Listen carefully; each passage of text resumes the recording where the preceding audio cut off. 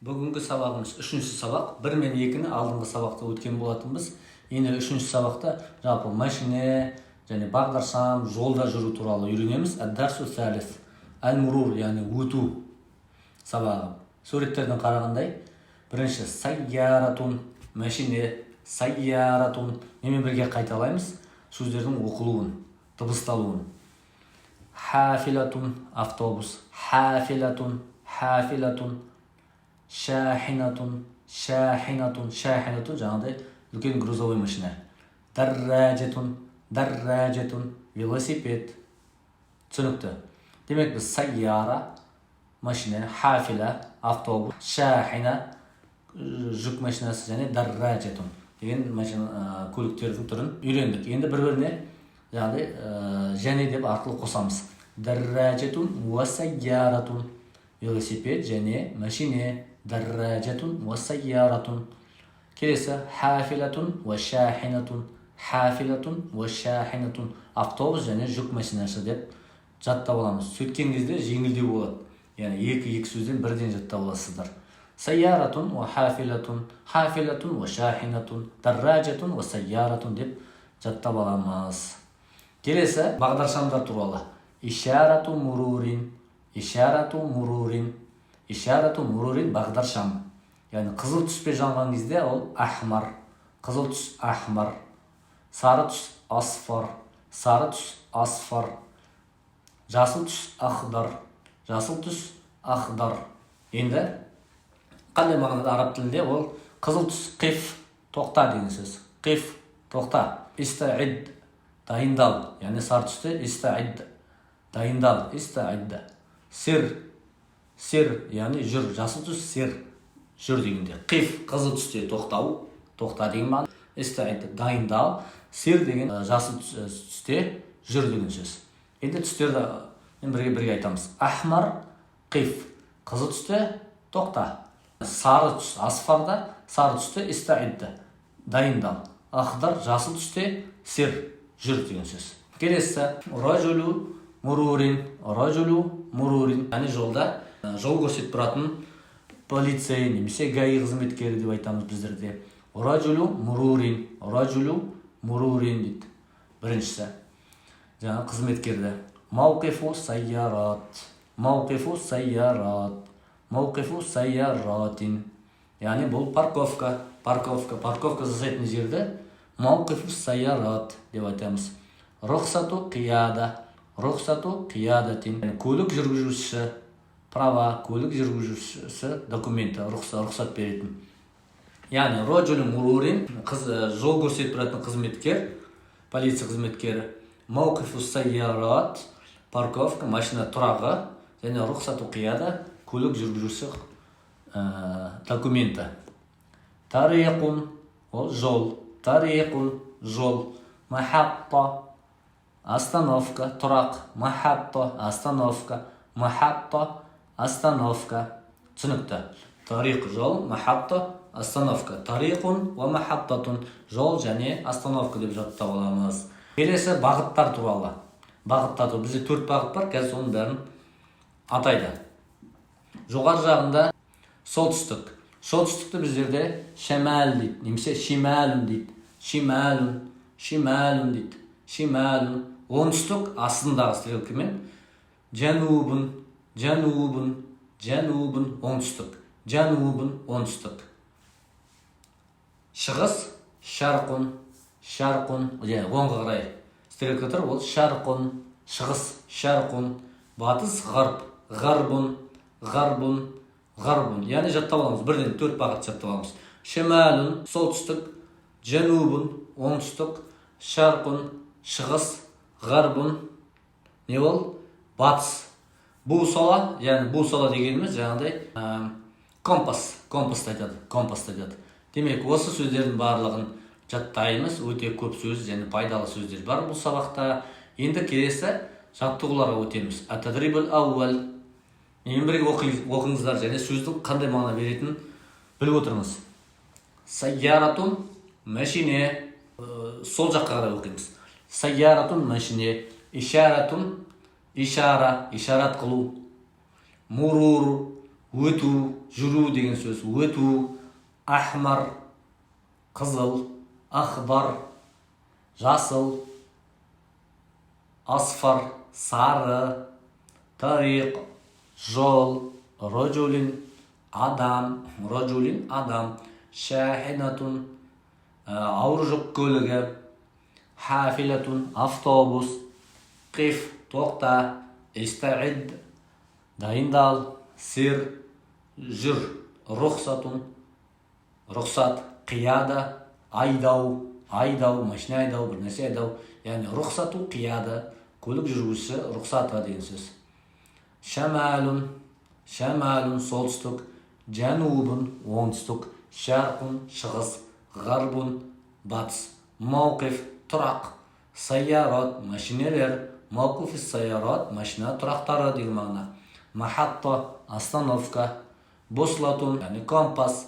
Дарраджатун, велосипед. Осы сөздердің бәрін жаттап қайта жазып аламыз. Екіншісі сабақ дәл осыны қайталап оқу және уау әрпімен. Сайяратун ва сир ахмар. Сайяратун ва сир ва ахмар. Ишарату, яғни ишарату шамалин, ишарату шахинатин деп бір-бірімізге қайта оқып бұны жаттап аламыз. Үшінші жаттығу мурур. Раджулин, мауқифин, джунубин, мурурин.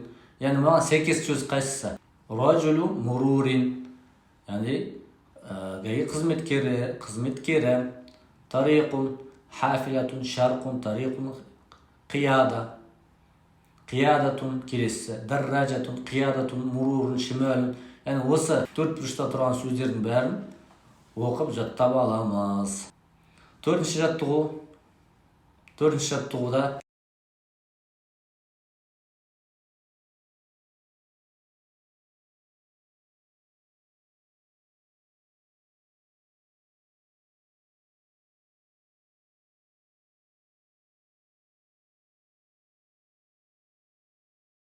енді бағдаршамда мысалы сары түсте асфар истаид деп айтамыз. Дайындал. Ахдар сир. Ахмар қиф. Қайда жүру керек? Төрт бағытта. Жанубын оңтүстікте, ғарбын батыста, шамалун солтүстікте, шарқун шығыс. Келесі мауқифу сайярат. Рұқсату қияда, ишарату мурурин. Қандай документ? Соны айтамыз. Бұл рұқсату қияда, көлік жүргізуші құралының документі. Осы сөздердің қайсысы осы документке сәйкес атылы рұқсату қияда деп таңдап аламыз. Раджулу мурурин, ишарату мурурин, дарраджату фауқа шахинатин. Қайсысы осы суреттің сәйкес келетін сөйлем? Әрине дарраджатун фауқа шахинатин. Велосипед ауыр жүк көлігінің машинасының үстінде тұр. Дарраджатун фауқа шахина деп. Түсінікті да? Осылай. Алтыншы жаттығуда ро әрпін, шин және сад, фа әріптерінің сөздің басында, ортасында және соңында жазылуын қарап аласыз. Қалай жазылуын? Раджулин, ишаратин, ахмар, сайяра, шахин. Осы сөздерді дәптерге алып өздеріміз жазып аламыз. Жетіншісі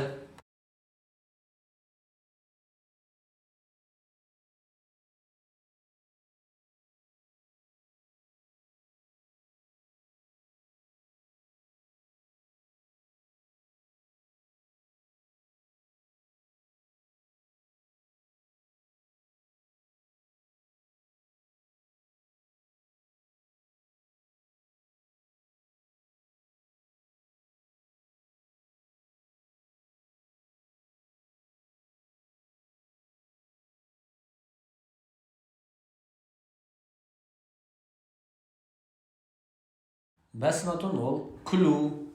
Басматун ол жаңағыдай отпечаток дейді мына несі, басма саусақтың. Фасадун, фасада. Фасадун, фасада. Яғни фасада бөлек сөз, фасада бөлек. Оның мағынасы фасад, яғни фасад болды, жаман болды, шіріді, жаман болды. Фасадун, яғни фасада қанақты, қан ағу деген, қан ағызу деген мағына. Масса яғни ол ямуссу сүрту, ұстау деген мағынаға келеді. Масса, яғни ол сору деген мағына. Масса, сору деген мағына. Соус дегеніміз жаңағыдай бір жәндік, қымыз, андай құрт сондай нелерге келеді. Соусын, ал соусын, сотпен келетін соус. Ол ана құстың бір түрі. Құстың бір түрі, қателеспесек. Сарирун, кровать, сарирун. Ал сорирун ол дауыс шығару, бір нәрсені бейт.